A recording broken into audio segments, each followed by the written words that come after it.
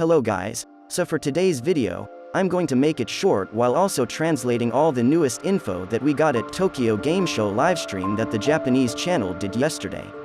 So without further ado, let's jump right into it. The video starts with the introduction of the guest star, starting from the MC of the show,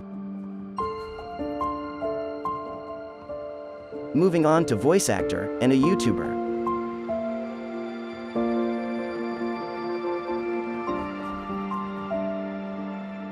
To start the video, we are going to start from the world building of Wuthering Waves, so turn on your CC to get the translation of the video. ということで、まずはこのコーナー、名鳥最新情報イエーイ。まずは名鳥とはどんな世界観のゲームなのか改めて紹介していきましょう。石川さん、お願いします。はい、名鳥へようこそ。ここはかつて栄光に輝いていた文明が存在した世界。人類は進化の枷を打ち破り、繁栄と栄光の文明を築き上げ、そしてこの栄光が永遠に続くと信じていた。しかし、悲鳴と呼ばれる災害によって文明の規則や基盤が覆された。人類は残酷な新世界と直面したのだった。前代未聞の大災害の後、人類は絶望に屈せず、新たな世界を探求し始めた。彼らは未知に打ち勝つ手段を模索し、荒れ果てた大地に再び文明を築いた。残酷な黙示録に抗うために。だが、最悪の余波が止まることはない。悲鳴がもたらす残像が全てを飲み込もうとしている。強大な未知の力に立ち向かう最中、特別な力を秘めた共鳴者たちの出現が人類に最後の可能性をもたらす。壊れた大地の上にも希望の光が未だ瞬いている。人類は悲鳴を打ち破り、運命に勝利することができるのか。さあ、続きましては名鳥のゲームの特徴のご紹介でございます。こちら岩崎さんにお願いします。はい、名鳥の世界はオープンワールドとなっている。プレイヤーは壁を走り、スタミナ消費なしのダッシュで疾走し、チェーンフックなどのさまざまな方法で世界を探索できる。どのような場所をどのようなルートで探索するかはプレイヤー次第。自由度の高さは本作の魅力であることは間違いないだろう。ゲーム内のモンスターは収集が可能だ。モンスターを倒すと一定の確率で恩骸というアイテムがドロップし、収集すればモンスターの能力、恩骸スキルを取り入れられる。戦闘や探索中にいつでも使用できる要素だ。恩骸スキルには攻撃、防御、回復、移動などさまざまな種類があり、アクション要素を拡張させ飽きさせないシステムとなっている。おー、いい声でのご紹介、スッと入ってきました。ありがとうございます。ありがとうございます。さあ、続きましては名鳥の主人公のご紹介でございます。ではこちらは石川さんにお願いいたします。はい。主人公は漂白者と呼ばれる世界をさまよう人である。出自は不明で、なくした記憶を求めて世界を旅している。その旅の中で漂白者はさまざまな特殊能力が使える共鳴者たちと出会い、さまざまな物語を描いていく。共鳴者というのは肌に十字の印、温魂を刻んだ特殊な超能力を持っている人たちを指す。共鳴者たちは特定の周波数を感じ取り、それを操ることができる。そしてその能力を戦闘などのさまざまな領域で活用している。主人公の漂白者も実は共鳴者らしいですが、真相は謎に包まれている。おー、いやー、ありがとうございます。少しずつ名鳥の世界が分かってきました。さあ、続きましてここからはゲーム内の広大なフィールドについてのご紹介です。ではシロさん、お願いします。はい。名鳥の広大な世界はアンリアルエンジンという技術によって作られています。草木や湖の水面が風でなびいたり、大地に描かれた雲の影はまるで現実世界と同じように流れ動きます。朝日が昇り夕日が沈むような移り変わる時間の流れも表現されており、没入感が非常に高い仕上がりとなっています。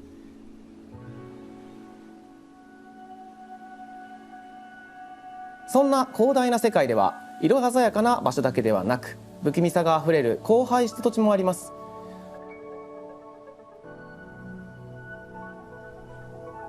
そこではどんな物語が繰り広げられていくのか、それはゲームリリース後ユーザーである、漂白者自身で見届けてください。続いてはキャラクターについて少し深掘りをしていきましょう。ついにヤンヤンの声優さんの発表でございます。ヤンヤンの声優さんは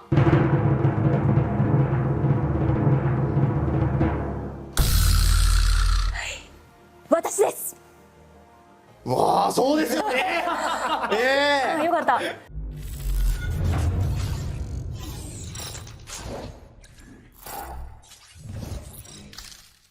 ふらりとゆっくり落ちていったらどこまで行けるんでしょうか。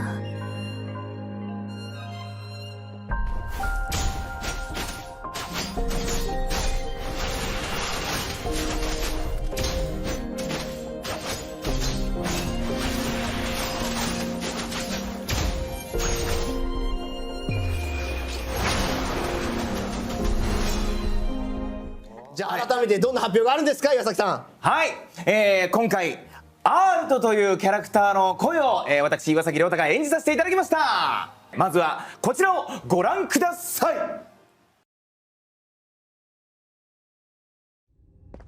アールトとやら最後にもう一度だけ聞く。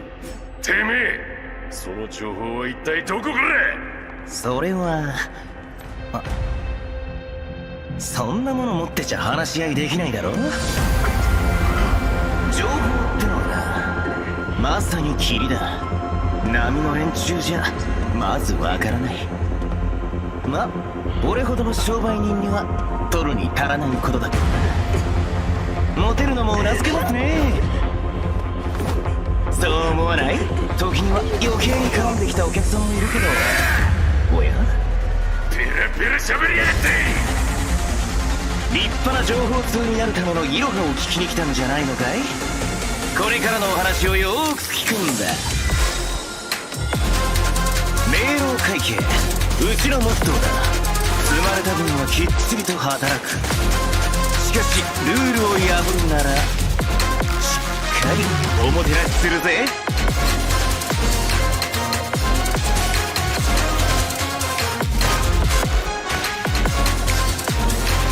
霧に飲まれろ。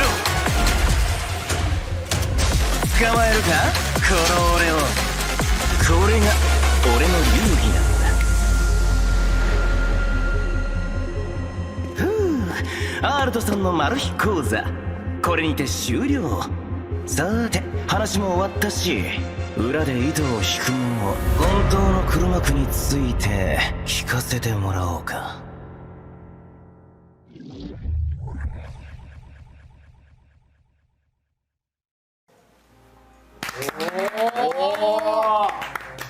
初公開アールトの PV を皆さんご覧いただきましたけれども、はい、改めてアールトのご紹介、岩崎さん、お願いしてよろしいでしょうか。はい、いいでしょう。では改めてご紹介させていただきます。アールトは利益第一の情報商人。相応の対価を払えば相応の情報を提供してくれる。アールトの情報網はまさに彼の異能力のように霧のごとくどこにでも入り込み、あらゆることを知り尽くす。小さな町の噂話から重大な政治機密まで彼に知らないことはない。楽天的な性格とチャラそうな外見とは裏腹に、その仮面の下は常に霧がかかっており、彼の本心を見抜くことは難しい。アールトの考えは誰にも推測できない。それは霧をつかむのと同じだから。さあ続きましてはアールトの仲間のご紹介をさせていただきます。可愛い女の子あんこのご紹介です。こちらは私から紹介させていただきますね。はい、こちらあんこ、アールトのそばに常にいる彼の協力者である。あんこは孤児院育ちだが大好きな家族と友人に愛されており、みんな絶対幸せになれるってあんこはいつも信じてるのと語る。ちなみにあんこの一番の友達は黒目と白目という彼女の周りに浮遊している羊たち。彼女が知らないこといっぱい教えてくれる。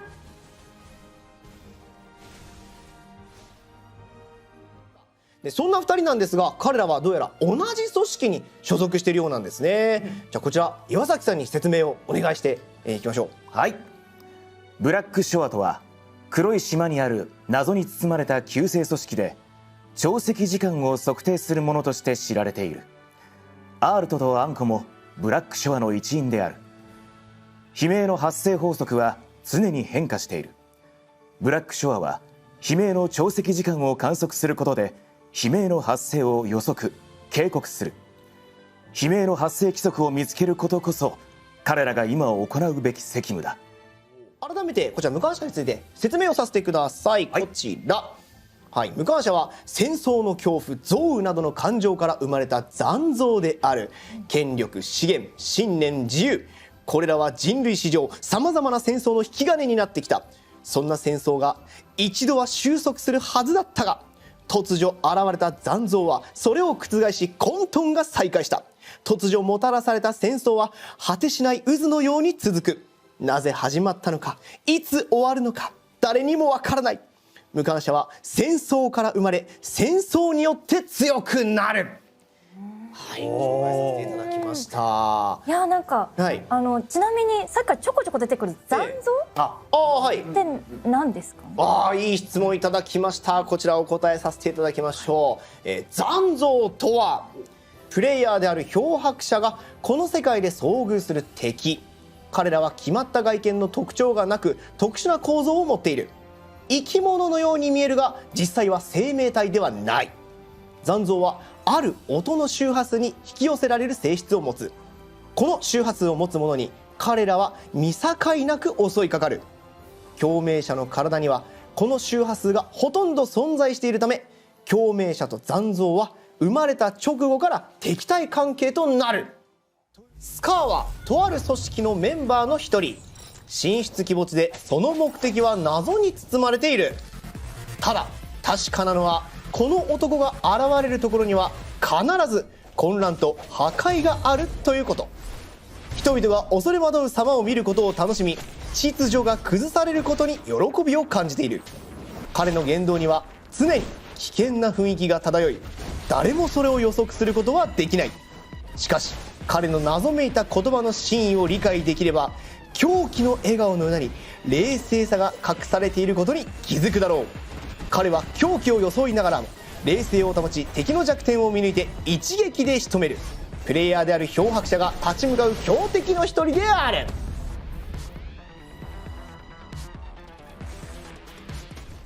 After this, there isn't that much left of information to get about the game.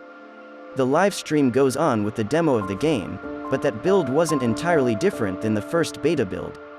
Of course, people that visits the booth have a chance to win a bunch of merchandise in second beta access, but there is no news related with the release of the game or the date for second beta.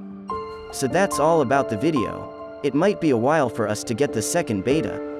Just like the first beta, it happened 7 months after Tokyo Game Show 2022 announcement. And honestly, I've no problem waiting because I want them to deliver something more for the second beta. That's all about the video, and I will see you guys next time. ここまでご視聴本当にありがとうございました。ありがとうございました。はい。